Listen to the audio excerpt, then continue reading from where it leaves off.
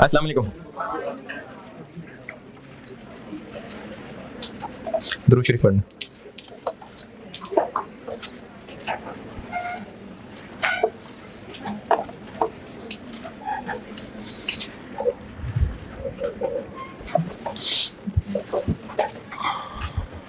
اچھا ویسے تو کاسٹ میں بھی بتایا تھا لیکن سارے بچے ایف ون کاسٹ کے سیم نہیں ہوتے.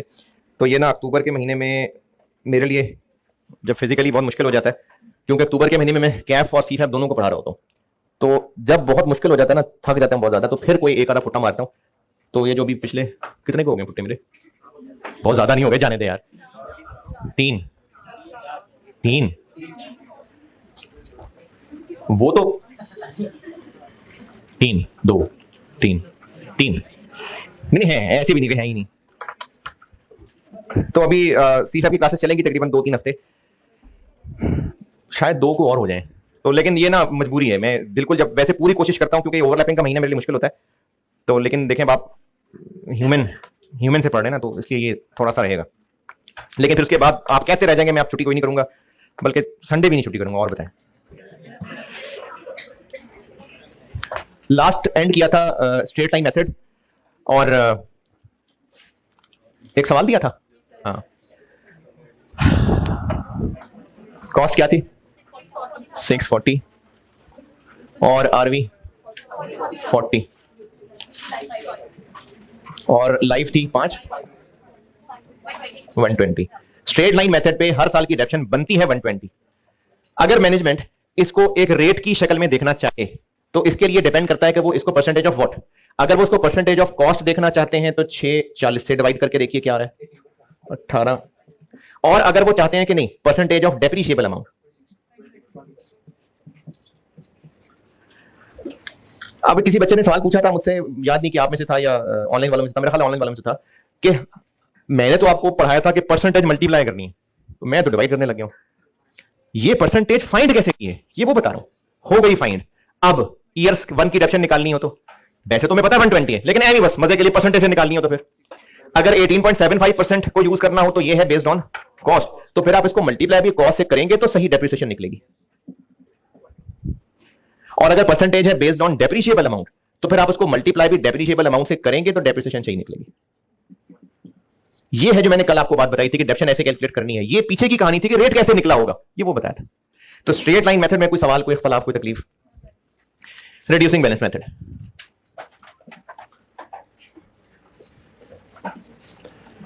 اس کا فارمولا کیا ہوتا ہے جی؟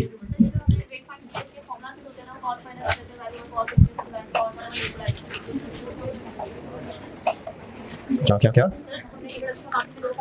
بولے,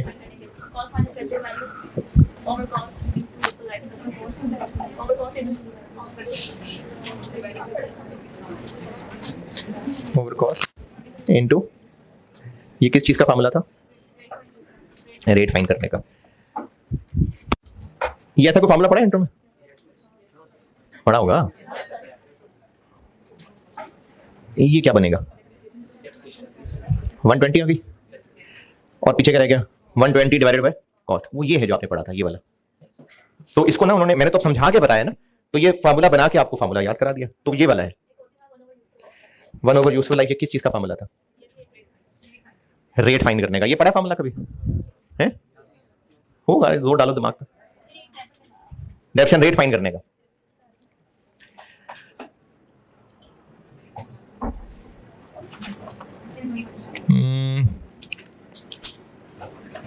ابھی چلے بھی بتا دیتا ہوں, یہ آگے بتانا تھا میں نے, لیکن اچھا ابھی بات سامنے آ گئی تو بھی بتا دیتا ہوں. اگر ریڈیوسنگ کی ہیڈنگ نہیں ڈالی ہے تو اس سے پہلے یہ والی بات لکھ لیں. اگر ڈال لی ہے تو کوئی بات نہیں. یہ جو میں نے ادھر یہ کیا ہے 20% کیسے نکالا ہے؟ ڈیپریسیشن کو ڈیوائڈ کیا ہے ڈیپریشیبل اماؤنٹ سے. اچھا یہ ویسے یہ کتنے لوگوں کو یہ تھوڑا بہت یاد ہے یہ فارمولا؟ ہاں, باقیوں کو بھول گیا ہوگا, پڑھا بہتوں نے ہوگا. یہ 20% کیسے نکالا ہے؟ نہیں وہ 120 ڈیوائڈڈ بائی 6 لاکھ. 120 कैसे निकाला? हाँ जी, कॉस्ट माइनस आरवी यानी 6 लाख है ना, ओवर यूजफुल लाइफ जो कि कितनी थी 5, ये 120 है ना, डिवाइडेड बाय 20%। अब क्या करूं, क्या रह गया 1/5। तो अगर depreciation rate based on depreciable amount है,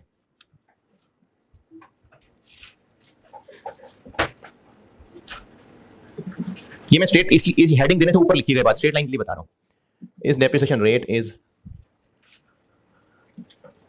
बेस्ड ऑन, ये क्या किया मैंने, ये नहीं समझ आया ना मैंने क्या किया, नहीं आया, सच्ची सच्ची वो काटा पीटा ही है, कुछ इतना ही पता चल रहा है।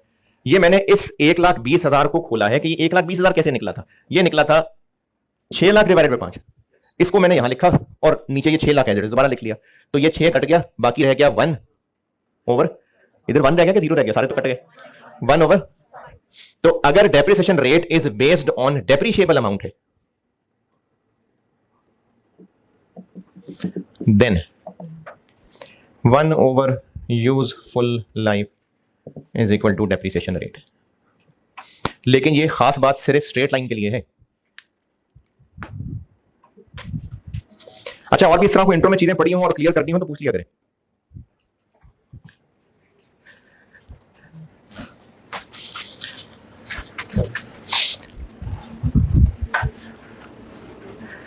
ये स्ट्रेट लाइन मेथड में लिखना है कि अगर डेप्रिसिएशन रेट डेप्रिशिएबल अमाउंट पे बेस्ड है तो फिर ऐसे भी रेट निकल सकता है।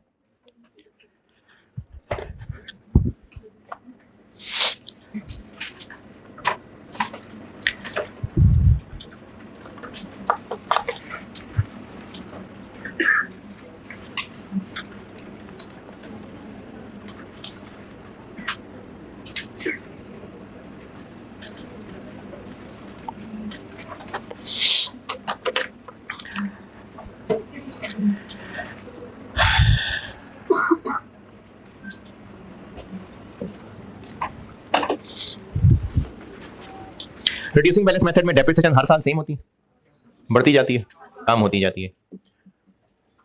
फार्मूला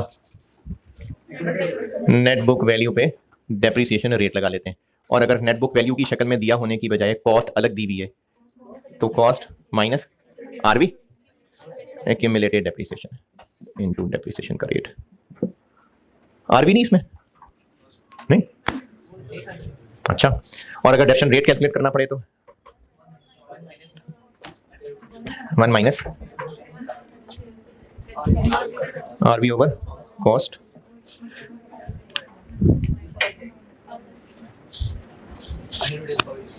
और ये रूट की पावर क्या आएगी यूजफुल लाइफ। तो n है वैसे, लेकिन मतलब n से मुराद क्या है, n से मुराद है इसकी यूजफुल लाइफ। ये स्ट्रेट लाइन में बताया, नहीं रिड्यूसिंग बैलेंस में। ये सब पढ़ा हुआ है सबने, चलें फिर कैलकुलेटर सीधे करें जरा, लिखें सवाल।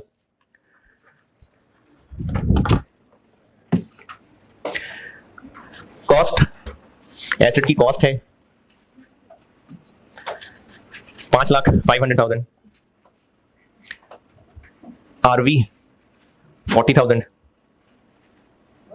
कॉस्ट है 5 लाख, आरवी है 40,000, 40,000, depreciation rate 25%, 25%, reducing balance method है,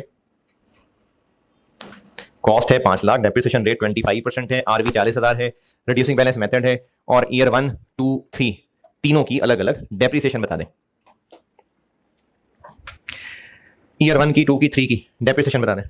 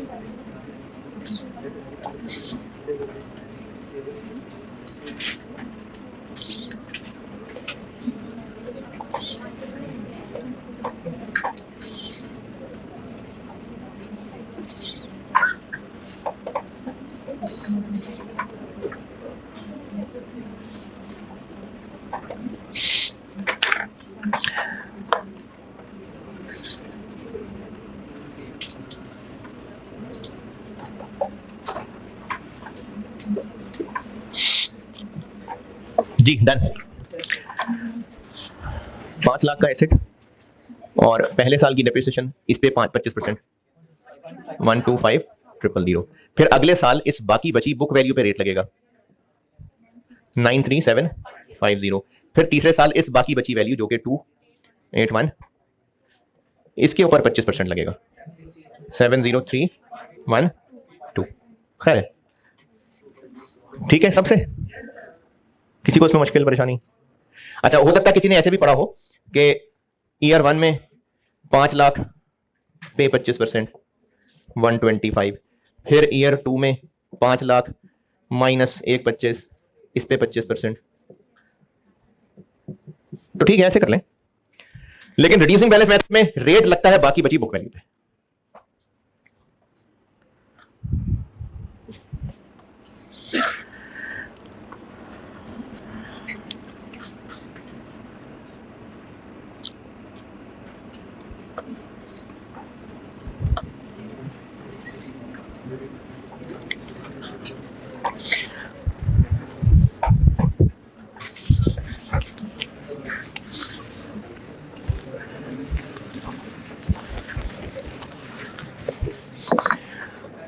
अच्छा, मेनली तो नॉलेज के लिए एमी, अगर शौक हो जानने का, और उससे ज्यादा जब एस्टीमेट चेंज पढ़ाऊंगा तो भी ये बात काम आ सकती है जो बताने लगा हूं। मेनली जो है वो एमी बस नॉलेज के लिए बता रहा हूं। ये फार्मूला ऐसा कैसे बना, बताऊं ना? बताऊं, पढ़ा हुआ कैसे बना?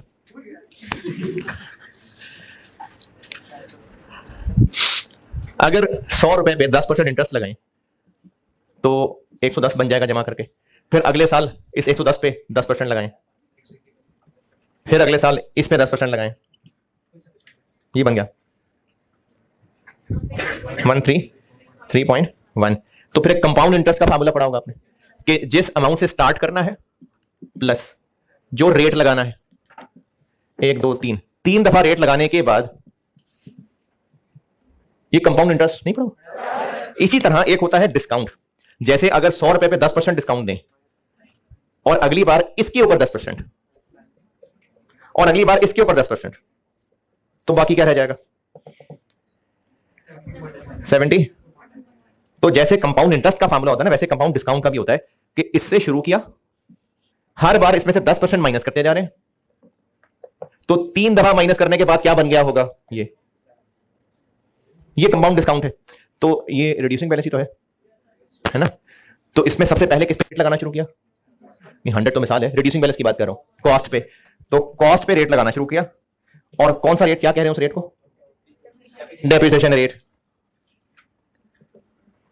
पावर 1 रखेंगे तो 1 साल बाद की बची हुई यानी बुक वैल्यू आ जाएगी।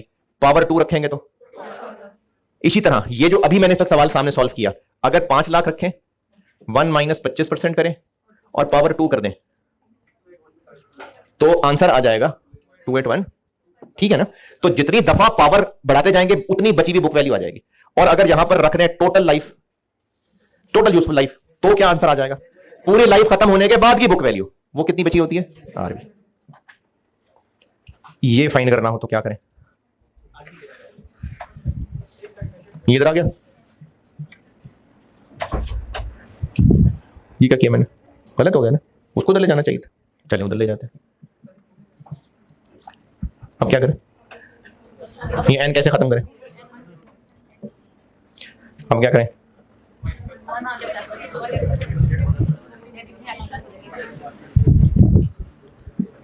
अच्छा, इसमें अब आपने याद क्या रखना है? रिड्यूसिंग बैलेंस मेथड में ये जो जुमला बोल रहा हूं ना, याद रखिएगा।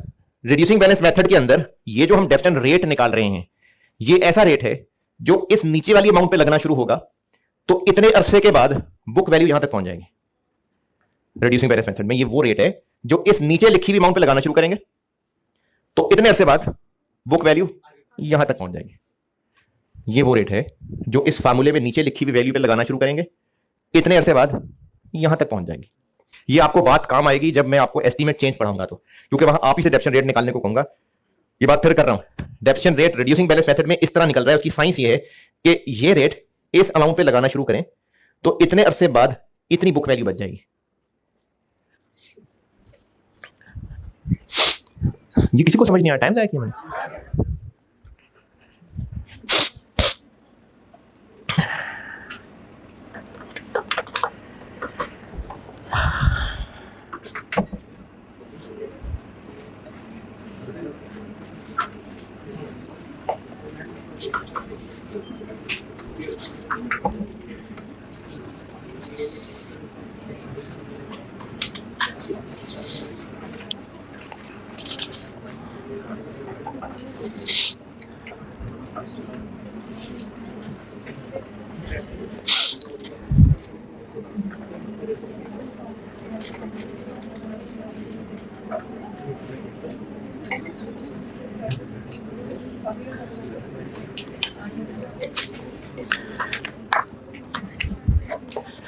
और कौन सा मेथड होता है? Hours method.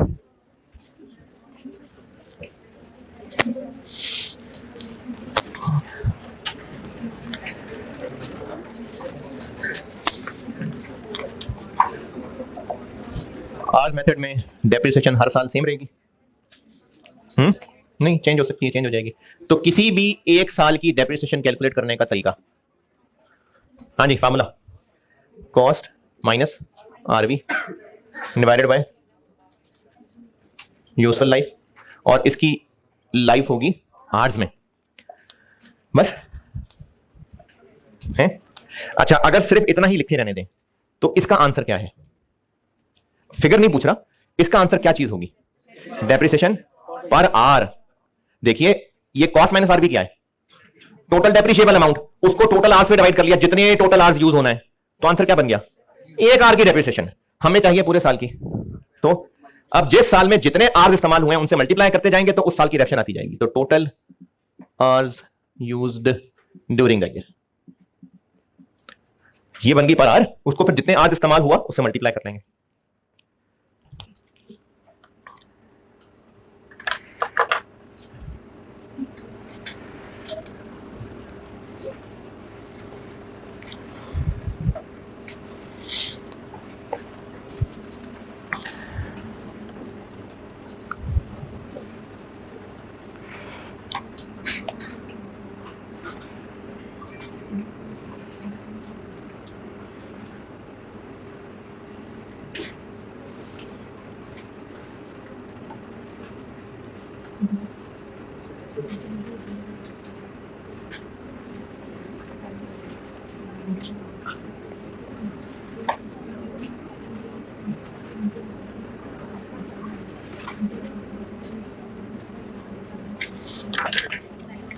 और यूनिट्स मेथड होता कोई है? तो यूनिट्स मेथड में क्या पड़ा है? सेम। डेप्रिसिएशन किसी भी साल की निकालनी है तो कॉस्ट माइनस आरवी, ये क्या हो गया? डेप्रिशिएबल अमाउंट डिवाइडेड बाय उस एसेट की यूजफुल लाइफ भी फिर होगी टोटल यूनिट्स में, कि इससे टोटल कितने यूनिट्स बना सकते हैं हम। इसका आंसर क्या आएगा? Depreciation per unit. जिस साल की डेप्रिसिएशन निकालनी है उस साल में जितने यूनिट्स बनाए।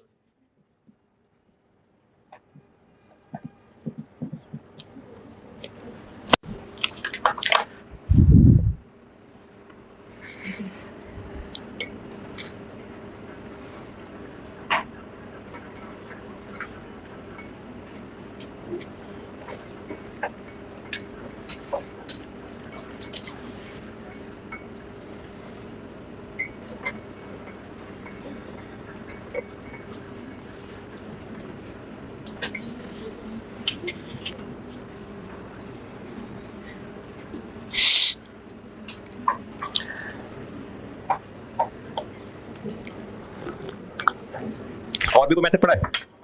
एक होता है बकवास और सम of year digit method.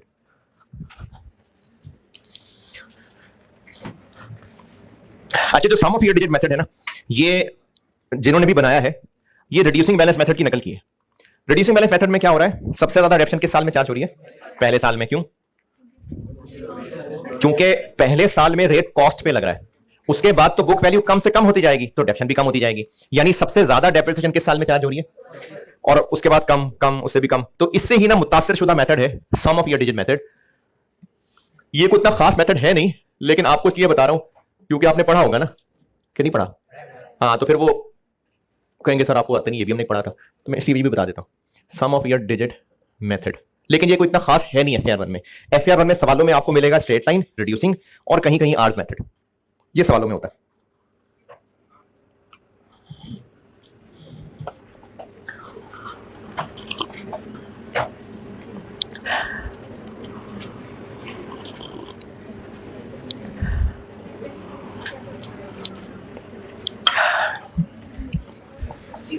Formula क्या था? Cost minus RV multiply by remaining life of sum of digit divided by sum of year digit. अच्छा, ये पक्की बात है, सही है, सही है। अच्छा, सुबह वाले तो कुछ और बता रहे थे, यही चलें, सही है, यही होगा। और सम ऑफ ईयर डिजिट कैसे निकलेगा?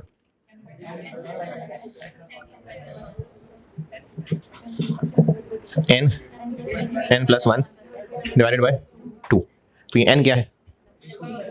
नंबर ऑफ क्या? यूजफुल लाइफ ना, तो ये यूजफुल लाइफ है। ये होता है सम ऑफ ईयर डिजिट मेथड।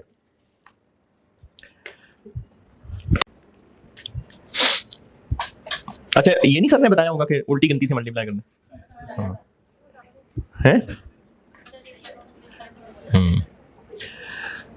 ये होता है formula sum of year digit method का, है n प्लस 1 होता है ना।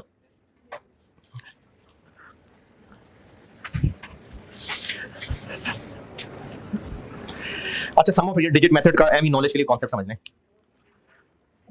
अगर एक एसेट की लाइफ 4 साल है तो कॉस्ट माइनस RV ये क्या चीज बनी? Depreciable amount. और अगर एसेट की लाइफ 4 साल है तो इसको ही हमने 4 टुकड़ों में बांटना है ना। एसेट की लाइफ अगर 4 साल है तो ईयर 1, ईयर 2, ईयर 3, ईयर 4, तो हमने इसकी डेप्रिशिएबल अमाउंट को इसके 4 साल में फैलाना है, मैचिंग कॉन्सेप्ट है। और सम ऑफ ईयर डिजिट मेथड जो है वो मुतासिर हुआ है रिड्यूसिंग बैलेंस मेथड से। तो वो चाहता है कि पहले साल में सबसे ज्यादा, फिर दूसरे में उससे कम, फिर तीसरे में उससे कम, फिर चौथे में उससे कम, फिर पांचवें में उससे कम, सो ऑन। तो अब इसके लिए साइंस एक बड़ी खूबसूरत से ये बन रही है कि जितनी लाइफ है अगर उसी को उल्टा करके लिख दें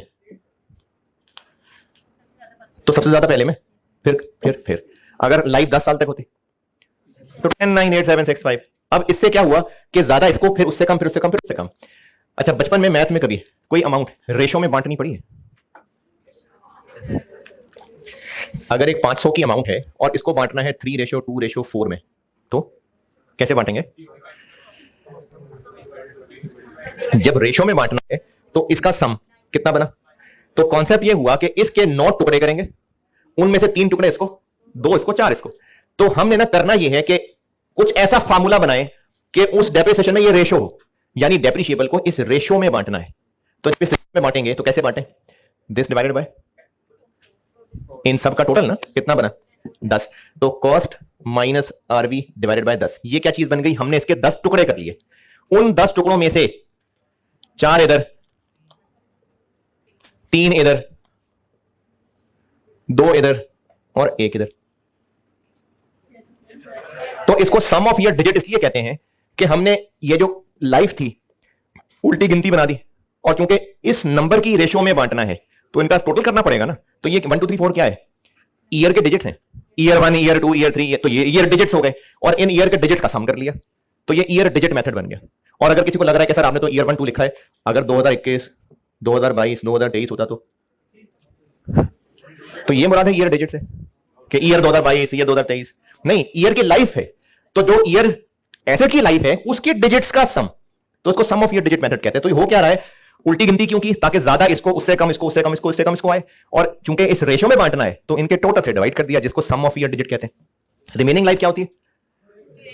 जो रह गई है, अच्छा नहीं, रिमेनिंग लाइफ होती है जितनी डेप्रिसिएशन अभी चार्ज करनी है। यूजफुल लाइफ क्यों एस्टिमेट की होती है?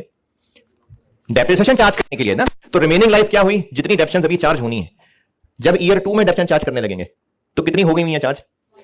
1। कितनी रह गई है? 3। तो देखें 3 से मल्टीप्लाई। ऊपर से जा रहा तो जाने दें, एवं साइंस समझाने लग गया था, जा रहा ऊपर से तो जाने दें। ये फार्मूला होता है, करना ऐसे ही होता है। और कोई मेथड पड़ा है? नहीं, बस बहुत है ये मेथड। तो इन मेथड्स की तो खैर प्रैक्टिस चलेगी आगे।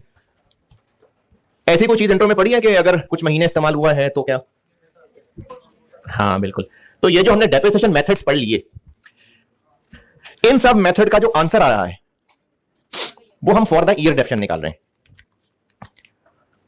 तो जब हम डेप्रिसिएशन कैलकुलेट करते हैं ना, depreciation charge for the year depends upon, depreciation charge करते कब है, कब कैलकुलेट करते हैं? एसेट की सालगिरह वाले दिन है। कौन सा ईयर? हाँ, अकाउंटिंग ईयर, फाइनेंशियल ईयर। तो डेप्रिसिएशन चार्ज यानी depreciation expense for the year कितना होगा, ये बात डिपेंड करती है डेप्रिसिएशन मेथड पे भी, कि मेथड कौन सा लगा रहे हैं। और एक चीज होती है उसको कहते हैं चार्ज पॉलिसी, इस पे भी डिपेंड करती है। तो चार्ज पॉलिसी बताता हूं आपको क्या होती है।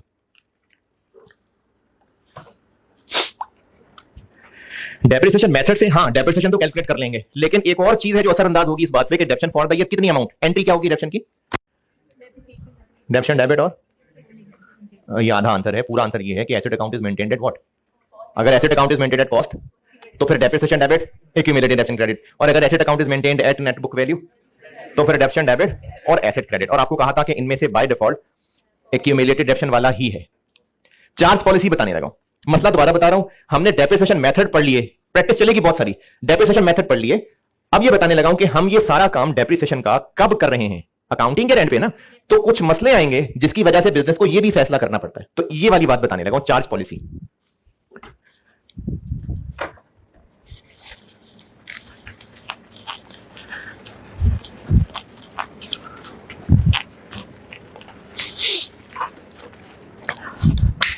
चार्ज पॉलिसी बता रहा हूं। अच्छा, चार्ज पॉलिसी का ना मसला मैं आपको एक मिसाल से समझा रहा हूं। उस मसले के बारे में अपने अल्फाज में कुछ ना कुछ अपने आप को जरूर लिख के बताना, पहले समझ लेना। एक मिसाल से बताता हूं। एक एसेट की यूजफुल लाइफ थी 3 साल। ये उसकी जिंदगी के 3 साल, और ये जिस दिन खरीदा था 1 अगस्त 21, तो फिर इसके जो साल चलेंगे आगे, जुलाई 22 में 1 साल पूरा हो जाएगा, जुलाई 23 में 1 और साल पूरा हो जाएगा, जुलाई 24 में 3रा साल भी पूरा हो जाएगा। तो एसेट की जिंदगी के 3 साल है। लेकिन एसेट कब खरीदना है इसका फैसला अकाउंटेंट करेगा कि शुभ मुहूर्त निकालेगा इसका और कहेगा ये पहली तारीख हो तो खरीदना है, अकाउंटिंग ईयर शुरू हो तो खरीदना है? नहीं। तो अब इस मिसाल में मैं कह लेता हूं कि अकाउंटिंग ईयर अगर हम जनवरी से दिसंबर ले लें चले, तो फिर ये जो खरीदा क्या होगा, ये अकाउंटिंग ईयर 2021 में आया होगा, अकाउंटिंग ईयर 2022 भी इसकी जिंदगी में ही गुजरा होगा, अकाउंटिंग ईयर 2023 में भी ये मौजूद था, अकाउंटिंग ईयर 2024 में ये 7 महीने इस्तेमाल होके चला गया होगा। तो अब मसला क्या आ गया कि लाइफ 3 ईयर्स है, 12-12 महीने वाले ईयर्स, लेकिन 4 अकाउंटिंग ईयर्स में फॉल कर गया। ये डेप्रिसिएशन क्यों चार्ज करते हैं? रीजन क्या बताई थी? डेप्रिसिएशन है सारा एक ही दफा एक्सपेंस क्यों नहीं कह देते? मैचिंग थी ना, कि मैचिंग है। तो मैचिंग का मकसद क्या था कि वो चूंकि ओवर द लाइफ यूज हो रहा है तो मैचिंग होनी चाहिए। तो डेप्रिसिएशन एक्सपेंस कब अकाउंट फॉर करना है, एसेट की सालगिरह वाले दिन या अकाउंटिंग ईयर एंड पे? तो जब हम अकाउंटिंग ईयर एंड 2021 में आएंगे और डेप्रिसिएशन की एंट्री करने लगेंगे, चलो स्ट्रेट लाइन मेथड मिसाल के तौर पे, तो स्ट्रेट लाइन मेथड पे जा रहे हैं। स्ट्रेट लाइन मेथड पे डेप्रिसिएशन का जो आंसर आया वो कितने अरसे की डेप्रिसिएशन है? पूरा साल, पूरा अकाउंटिंग ईयर, या एसेट की जिंदगी का 1 साल? एसेट की जिंदगी का 1 साल इस्तेमाल। तो क्या 2021 में वो एसेट पूरा साल इस्तेमाल हुआ है? नहीं हुआ। तो मैचिंग खराब हो जाएगी। 2022 में पूरा साल इस्तेमाल हुआ है, 23 में भी हुआ है, 24 में नहीं हुआ। तो प्रॉब्लम यह है कि डेप्रिसिएशन चूंकि है ही मैचिंग कॉन्सेप्ट, लेकिन अगर एसेट का खरीदना या बेचना किसी अकाउंटिंग ईयर के दरमियान में हो रहा है तो प्रॉब्लम क्या आएगी? उस पहले और आखिरी साल में वो पूरे 12 महीने इस्तेमाल नहीं हुआ होगा, और अगर पूरे साल की डेप्रिसिएशन चार्ज कर दी तो मैचिंग खराब हो जाएगी। ये है मसला। इस मसले का हल बताता हूं, उसको चार्ज पॉलिसी कहते हैं। मसला दोबारा सुन लें कि अगर अकाउंटिंग ईयर اور एसेट की जिंदगी के साल, इनमें मिसमैच है। जैसे इस मिसाल में है, तो फिर जिस साल में एसेट खरीदा है और जिसमें बेचा है, इसमें एसेट का यूज फुल 12 महीने नहीं हो सकेगा, तो फिर डेप्रिसिएशन की मैचिंग खराब होगी, इसका कोई हल निकालना पड़ेगा। ये बताने लगा। मसला समझ आया? तो इससे पहले कि आपके दिमाग से निकले, अपने आप को ना थोड़ा सा समझा लें, कुछ ना कुछ लिख के। निकल गया, फौरन निकल गया। दोबारा बताता हूं, अगर एसेट का खरीदना या बेचना किसी अकाउंटिंग ईयर के दरमियान में है, तो फिर खरीदने वाले अकाउंटिंग ईयर या बेचने वाले अकाउंटिंग ईयर में प्रॉब्लम यह आएगी कि उस ईयर में एसेट पूरे 12 महीने यूज नहीं हुआ होगा। मेरे अल्फाज समझ आ रहे हैं? अगर एसेट का खरीदना या बेचना किसी अकाउंटिंग ईयर के दरमियान में है, तो पहले खरीदे हुए साल वाले में और बेचे हुए वाले साल में एसेट पूरा 12 महीने नहीं हुआ होगा इस्तेमाल, तो डेप्रिसिएशन की मैचिंग को ठीक करने के लिए फिर चार्ज पॉलिसी है।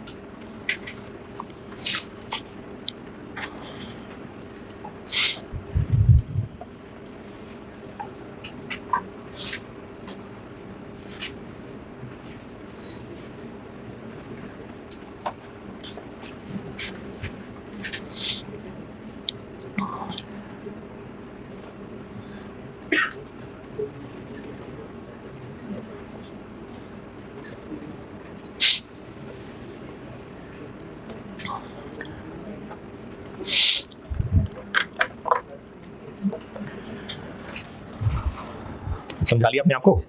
इस मसले के दो हल हैं।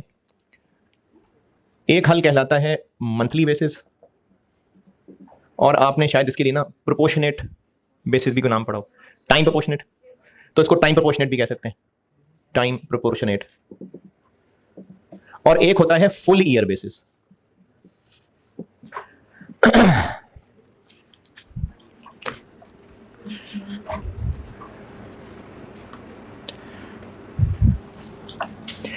मंथली बेसिस जो है, जो आपको भी अगर इंट्रो में ना भी पढ़ा होता तो बात समझ आ जाती। 2021 अकाउंटिंग ईयर में फिर पूरे साल की डिडक्शन चार्ज होनी चाहिए? नहीं। कितनी बताएं, कितनी? अच्छा, इस चैप्टर में भी और आगे आईएस 23 एक आने, वहां भी शदीद महीने नहीं कौन से गिने जाते? कितने महीने? 4 या 5? 5। तो 5 महीने की इधर, पूरा साल इधर, पूरा साल है ना, पूरा साल 7 महीने। तो मंथली बेसिस ये है कि जिस अकाउंटिंग ईयर में एसेट जितना अरसा इस्तेमाल में रहा है, बस उतने महीने की डिडक्शन कर लें। तो इसमें depreciation for the year is charged on the basis of number of months asset is held during that accounting year. उस अकाउंटिंग ईयर में एसेट जितने महीने इस्तेमाल में रहा, उतने अरसे की डिडक्शन। फुल ईयर बेसिस क्या होती है? वो तो फुल ईयर पूरा साल ही है, लेकिन क्या फर्स्ट ईयर? हाँ। तो फर्स्ट ईयर में पूरा, और लास्ट ईयर में, और लास्ट ईयर से मरा जिस साल बेचा। तो फुल ईयर बेसिस ऐसे ही है कि जिस साल में खरीद रहे हैं उसको पूरा काउंट कर लें, और जिस साल में बेच रहे हैं उसको जीरो काउंट कर दें। इससे ज्यादा बेहतर बात यह है कि डेप्रिसिएशन कब चार्ज करते हैं अकाउंटिंग के एंड पे। मिसाल के तौर, वैसे तो खैर आपकी अटेंडेंस क्या मार्क होती है, लेकिन अगर अटेंडेंस मार्क होती हो और क्लास के एंड पे मार्क होती हो, तो जितने उस वक्त होंगे उनकी प्रेजेंट लग जाएगी, है ना, और जो थोड़ी देर पहले उठ के चले गए होंगे एब्सेंट। तो अब जिनकी उस वक्त प्रेजेंट लग गई, तो अगर वो उसी वक्त भी आए हैं तो फुल लेक्चर काउंट हो गया ना। तो फुल ईयर बेसिस ये होता है कि जब अकाउंटिंग ईयर एंड होगा तब देखेंगे एसेट मौजूद है कि नहीं। अगर मौजूद है तो बस पूरा साल डेप्रिसिएशन। तो 21 के एंड पे एसेट मौजूद है, पूरे साल की डिडक्शन। 22 के एंड पे मौजूद है, पूरे साल की डिडक्शन। 23 के एंड पे मौजूद होगा, 30 पूरे साल की डिडक्शन। 24 के एंड पे मौजूद नहीं है, कोई डिडक्शन नहीं। तो फुल ईयर बेसिस होती है जिसमें एसेट अगर अकाउंटिंग ईयर एंड पे मौजूद है तो फिर पूरे साल की डेप्रिसिएशन है।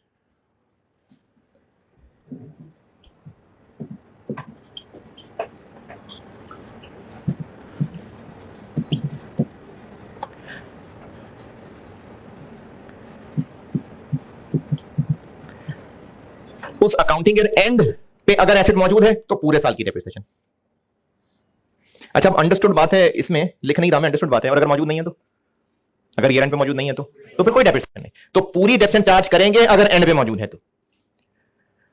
और इन दोनों में से ज्यादा बेहतर मैचिंग किसमें है? हाँ, तो इसलिए ना बाय डिफॉल्ट यही होता है। कुछ सवालों में यह भी कहा होता है इसलिए बता रहा हूं, वरना बाय डिफॉल्ट यही होता है।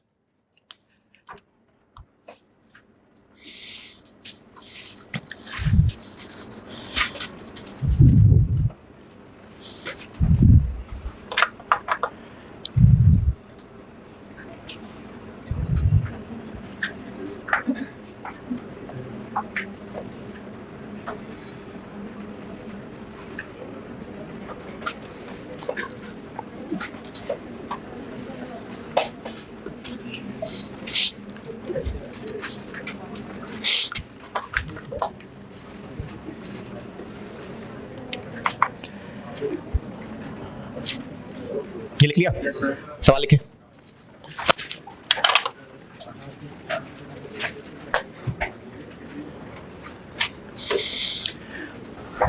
Cost of asset, cost of asset. अच्छा, ये बताएं कि आपने इंट्रो में डिस्पोजल पढ़ा होता है? डिस्पोजल नहीं पढ़ा ना? सही है। अच्छा, ये बताएं कि मैंने तो पढ़ाना है डिस्पोजल, वैसे पूछ रहा हूं कि लाइफ इतनी होगी, ये कंफर्म बात है? एस्टिमेट होता है ना। तो अगर किसी एसेट की यूजफुल लाइफ जो सोची थी, तो क्या उससे पहले उसको बेच नहीं सकते? गुनाह मिलेगा? बेच सकते हैं। कॉस्ट ऑफ एसेट क्या बोलिए? 420,000, 420। यूजफुल लाइफ 7 ईयर्स, 7 साल। स्ट्रेट लाइन मेथड है, स्ट्रेट लाइन मेथड। और date of purchase, date of purchase 1 मई 2020, 1 मई 2020। अकाउंटिंग ईयर जुलाई से जून है, अकाउंटिंग ईयर जुलाई से जून है।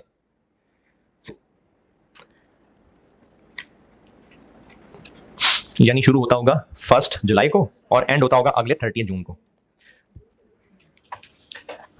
और बेच दिया, asset was sold, asset was sold on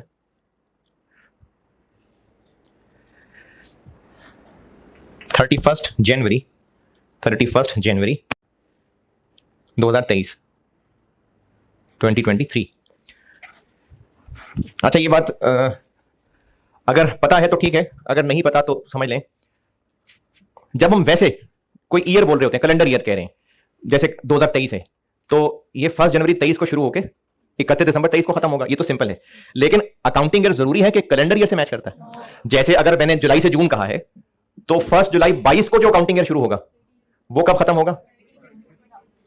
अब इस अकाउंटिंग ईयर, टैक्स पढ़ ले, इस ईयर को अगर कोई नंबर पहचान देनी है कि ये ईयर 2000, तो क्या बोलेंगे इसको? ईयर 2022 है या ईयर 2023 है? वैसे तो ये भी कह सकते हैं, ऐसे भी कह सकते हैं, लेकिन अगर इनमें से एक ही यूज करना है, नहीं टैक्स तो वैसे ही पूछ रहा था, टैक्स नहीं पूछ रहा। अकाउंटिंग ईयर क्या कहलाएगा? 2023। तो अकाउंटिंग ईयर कैलेंडर ईयर से अगर डिफरेंट होता है तो उसके एड्रेस में 2 ईयर आ जाते हैं ना, लेकिन उसको लेबल उस ईयर का मिलता है जिसमें वो एंड होता है। तो आपसे रिक्वायर्ड है अभी आर भी नहीं बताई तो 0 है, रिक्वायर्ड है